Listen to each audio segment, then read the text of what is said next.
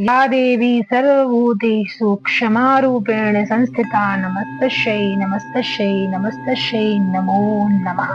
नमस्कार प्रिय मित्रों, मैं प्रियंका और बलिया आपके अपने YouTube चैनल देव रहस्य भक्ति और ज्ञान में स्वागत करती हूँ। आज हम पराम्बा जगदम्बा दुर्गा के एक ऐसे स्वरूप के बारे में बात करने जा रहे हैं जो आज भी पर्वत पर निवास करती है और वह प्रत्यक्ष शक्तिपीठ आज भी इस धरती पर मौजूद है। माना जाता है कि वहां पर मांगी गई हर एक मनोकामना पूर्ण होती है और यदि वहां पर कोई पूजा अनुष्ठान करवाया जाए तो वहां पर भक्तों के नाना प्रकार के जो मनोरथ हों वे सभी सिद्ध हो जाते हैं।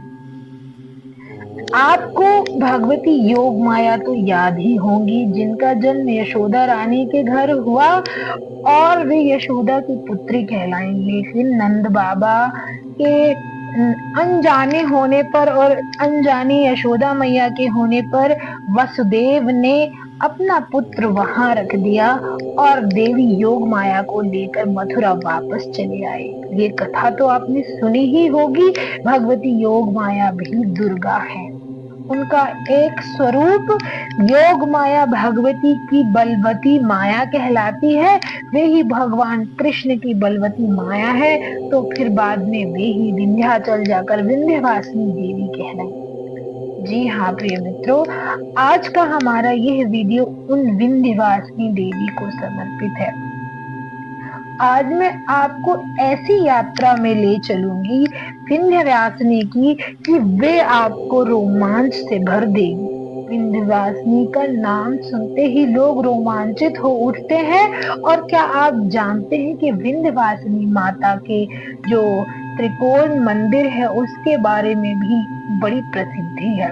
उनके 3 दिशा में जो ट्रायंगल बनता है वह ट्रायंगल भी अलग अलग देवियों और देवताओं का है। क्या आपने उसके बारे में जानने का प्रयास किया है? वह ट्रायंगल कैसा बनता है, क्यों बनता है, उसके क्या विशेष जो प्रतिफल हैं उन मंदिरों के दर्शनों के, क्या आपने उनके बारे में कभी जानने की कोशिश की है? चलिए आज हम इन्हीं सब गूढ़ रहस्यों को लेकर आए इस वीडियो में बातें करने जा रहे हैं। तो चलिए वीडियो को शुरू करते हैं। वह कहानी तो जो मार्कंडेय में कही गई, सप्तशती में भी उनका वर्णन आता है। मार्कंडेय पुराण और मार्कंडेय ऋषि द्वारा कही गई है। मार्कंडेय पुराण का मतलब है मार्कंडेय द्वारा कही गई। जो मेरा कहने का तात्पर्य है वह यह कि जो मार्कंडेय पुराण है उसे ऋषि मार्कंडेय ने ही लिखा है और आप सभी को पता है कि देवी दुर्गा के आशीर्वाद से ही लिखा। उन्होंने माँ पार्वती से आशीर्वाद प्राप्त किया। और क्या दुर्गा और पार्वती में कोई अंतर है? जी बिल्कुल नहीं है। इन्हें जागृत शक्तिपीठ कहा जाता है। आज भी माँ यहाँ प्रत्यक्ष रूप से निवास करती हैं और भक्तों की समस्त इच्छा पूर्ण करती हैं।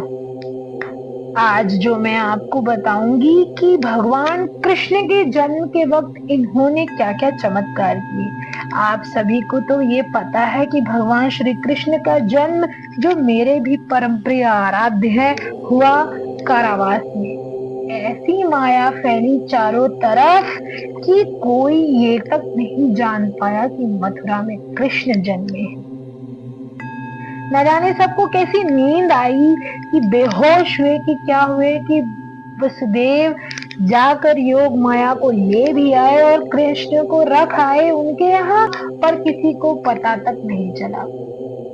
यशोदा और नंद बाबा के यहाँ वसुदेव उस कन्या को रखकर आते ही हैं कि क्या देखते हैं कि कंस को अब तक यह नहीं पता कि वे जाकर आ भी गए। वह मूर्ख इसी दुविधा में था कि अरे ये तो लड़का होने वाला था, इधर तो लड़की हुई है। मान्यता है कि जब कृष्ण के छलावे में आकर भगवती को वह मारने चला मूर्ख अधर्मी कंस, तो कहा जाता है कि देवी अष्टभुजा दुर्गा के रूप में उसको भविष्यवाणी करती है कि अरे मूर्ख, तुझे मारने वाला इस धरती पर जन्म ले चुका है। ने ही बताया कि गोकुल गांव में तुझे मारने वाला जन्म ले चुका है। श्लोक जो भागवत में आता है वह इस बात की पुष्टि करता है। कहा गया, सात मुक्ता तदा बलाम कंस हस्ताम महेश्वरी विंध्याचल निवासम च गता विंध्यवासी नीतिया। मतलब जो कंस के हाथ में थी वही विंध्यवासिनी महारानी है। महिषासुर के वध के बाद भी देवी ने विंध्याचल को अपना स्थायी निवास बताया। कहा कि यदि कोई भी उस स्थान पर आकर मेरी फिर से आराधना करता है तो संसार के कल्याण के लिए मैं फिर प्रकट हो जाऊंगी। देवी भागवत पुराण का 7वां स्कंद कहता है कि देवी को यहाँ महालक्ष्मी, महाकाली और महासरस्वती का संयुक्त रूप कहा जाता है। विशेषकर संतानों और भक्तों की रक्षा करने वाली माँ कहलाती है देवी विंध्यवासिनी। स्वरूप और शक्ति तो ऐसा सुंदर कि शायद मेरी लेखनी और मेरी जिह्वा लटपटा जाए उनके बारे में वर्णन करने के लिए, लेकिन मैं कर ना पाऊं। सिंह पर आरूढ़, शंख चक्र गदा पद्म त्रिशूल धारण और तलवार धारण करने वाली देवी की महिमा और उनके रूप का वर्णन अवर्णनीय, अकथनीय है। चाहूं तो भी नहीं कर सकती। भक्तों के कल्याण के लिए सदैव सोचने वाली माँ दुर्गा ही वहां विराजमान है। बच्चों से प्रेम करती है और दुष्टों से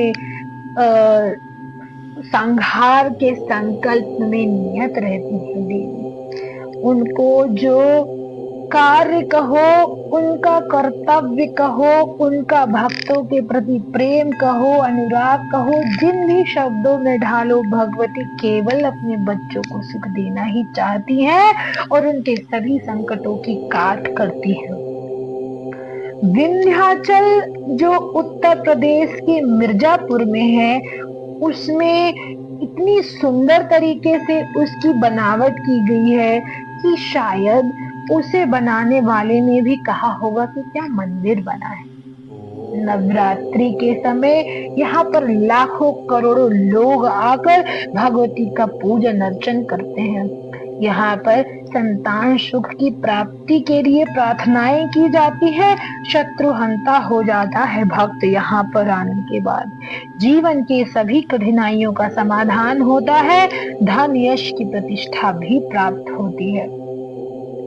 भक्तों के अनुभव और रहस्य बताते हैं कि कई भक्त यहाँ पे जो दरबार में माता के सम्मुख खड़े होते हैं तो उन्हें ऐसा लगता है जैसे यह मूर्ति नहीं बल्कि जीवंत प्रतिमा हो चुकी है और देवी दुर्गा ही उनके सामने खड़ी है। माँ स्वयं जान लेती है कि आपको किस प्रकार का कष्ट है और आपके सभी कष्टों का देवी निवारण करती है। मान्यता है कि रात में भी उनकी उपस्थिति को कई बार भक्तों ने महसूस किया है और वे जागृत रूप में लोगों को प्रत्यक्ष अपना अनुभव कराती हैं। अब बात कर लेते हैं जो माँ विंध्यवासिनी मंदिर में त्रिकोण बनता है, जो ट्रायंगल बनता है, वह कैसा ट्रायंगल बनता है। यह त्रिकोण का जो मुख्य बिंदु है वो माँ विंध्यवासिनी का मंदिर है। यहाँ जो भगवती योग माया का मंदिर है वो बहुत ही प्राचीन है।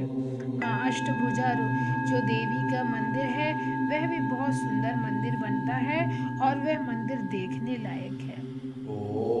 मान्यता है कि विंध्याचल पर्वत की पहाड़ियों पर स्थित माँ दुर्गा का अष्टभुजा स्वरूप यहाँ विद्यमान है, जिसे अष्टभुजा देवी का मंदिर कहा जाता है। काली खोह मंदिर, काली खोह के भीतर जो स्थित है, जहाँ माँ काली के रूप में पूजित है, इसे शक्ति का रहस्य भी कहा जाता है और देवता जो शाक्य उपासक है इसे अत्यंत शक्तिशाली जो मंदिर है उसके रूप में पहचानते हैं। मंदिरों से संपूर्ण त्रिकोण की मान्यता बनती है। और इन तीनों मंदिर से जो विशेष ऊर्जा है वह निकलती। मान्यता है कि यदि कोई कोई भक्त एक ही दिन में माँ विंध्यवासिनी, माँ अष्टभुजा और माँ काली खोह का दर्शन करता है तो उसकी सभी मनोकामना पूर्ण होती है। और इस त्रिकोण के दर्शन करना नवरात्रि के पूजा के समान फल देता है। इतना शक्तिशाली है ये त्रिकोण।